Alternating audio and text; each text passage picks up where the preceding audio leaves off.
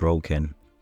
We have had a series of horrendous recruits from Chelsea in the past, whether it was William Gallas, Lassana, Diara, and even more recently Petr Chech and Willian.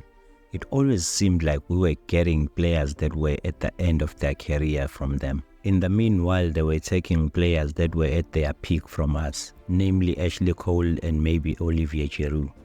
We have always got the sharp end of the stick, so when we signed Jorginho in the January of 2023, it was no surprise that most of our fans were up in arms, visibly frustrated at the thought of signing another Chelsea player. But from day one, Jorginho fit in seamlessly in this young Arsenal team. It took a long time for most detractors to change their opinions on him, but it's obvious that for £12 million, Jorginho was a fantastic piece of business.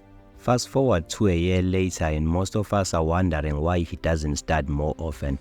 In that first half against Newcastle, he was levels above any midfielder on the pitch. Man of the match by a country mile. 106 touches in the game, 88.3% pass success rate, 78 ball carries and 3 shot creating actions. Playing the deeper role in midfield was impressive by any standard. Another player who deserves some credit is Kai Harvetz. The German has had an indifferent start to his career at Arsenal, to say the least. Yet another player who was crucified before he even kicked a ball for us due to the stigma associated with Chelsea players of the past. He continues to prove his worth in difficult circumstances. He has been asked to play different roles in the team, but he keeps putting in good performances. He has noticeably looked far better when he's playing up top. His pressing, his runs, his physicality makes him a nightmare for opposing defenders. I hope this means the curse has been broken. Bruno just needs a hug. Bruno Guimaraes was visibly overwhelmed by Arsenal's intensity in that first half. A far cry from the player who was looking to bully our midfielders in the reverse fixture. Our midfield trio of Jorginho, Rice and Odegaard was on it on Saturday evening. Newcastle couldn't get out of their own half. Our midfielders had a combined total of 207 touches in this whole game, compared to Newcastle's 130 touches by their midfielders. I felt that our midfield had something to prove in this game after a poor performance in the Champions League against Porto.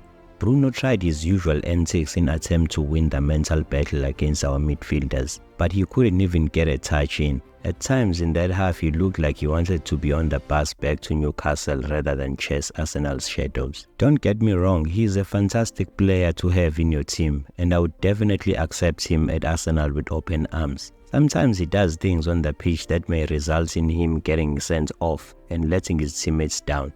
If he matures a little bit, he is well on his way to be a world-class midfielder, which begs the question of how long Newcastle United can keep him if they don't start competing for titles soon. I mean, Man City, Barcelona, Arsenal, Manchester United are all in the market for a central midfielder of his year. If Thomas Partey is moved on in the summer, Bruno would be a perfect replacement.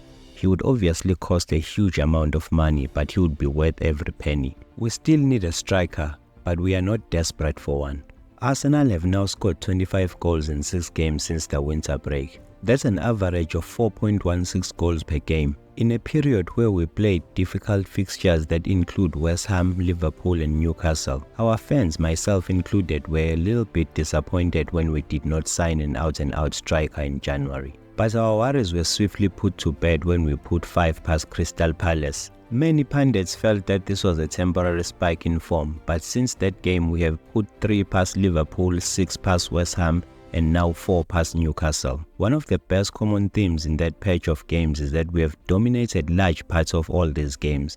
We press very well, we dominate the possession, create chances relentlessly, and most importantly, we don't concede many chances to the opponents. If the opponent cannot get chances, they cannot hurt us. This combination of positives from our play will serve us well in the run-in if we are seriously to challenge for the title. One person who deserves some credit again for his contribution is our set-piece coach Nikola Jova. We scored 2 goals again from set pieces in this game, which further extends our lead as the best team in the league when it comes to scoring from set plays. Eyebrows were raised when Declan Rice, one of our bigger players, was tasked to take set pieces. I felt that he would be more useful in the box attacking the crosses rather than taking them, but Jova saw something that we did not. His deliveries have been immaculate. It makes us more dangerous in corners and free kicks, which adds a new weapon to our attack and a different way to hit the opponent.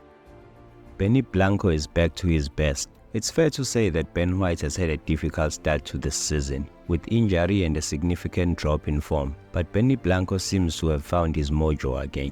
He is showing more of a willingness to go forward and be more involved in the game. Against Newcastle, he was back to his best. His combination with Saka and Odegaard on our right-hand side is responsible for so much of the chances that we create. It would have been interesting to see how his game time would have been affected if Timber was to stay fit. When he joined Arsenal, he was bought as a centre-back and was suddenly thrown into right-back and asked to overlap Saka and progress play on our right-hand side.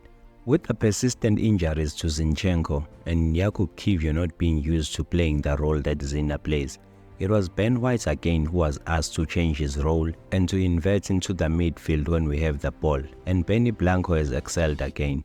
I just hope he doesn't dye his hair white again. The over-criticism of our own players needs to stop. As a fan, you are allowed to judge and criticize players if they do not play to your acceptable standards, but context is very important and each case is different. The criticism of players like Zinchenko, Gabriel, Harvetz and even Kiwior more recently was way over the top. It is embarrassing at times. What is to be gained from abusing your own players?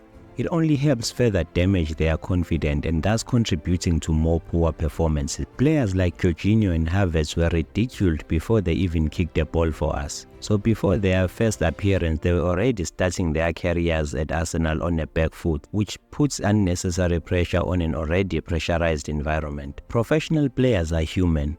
They are not robots, so they are susceptible to mistakes as well. Jakub Kiwior has been one of our best players in 2024. And I saw a prominent Arsenal fan continuously refer to him as a donkey after we lost to Porto. None of our players can be proud of the performance against Porto, but to single out one player and throw insults and abuse towards him just undermines your football knowledge. We can criticize players on their football ability and performance, but when you start throwing insults, it becomes something else entirely. But I understand that in the age of social media, controversy sells. For a club like Arsenal, whose whole value system is built around class and tradition, some of these so-called fans should be ashamed of themselves.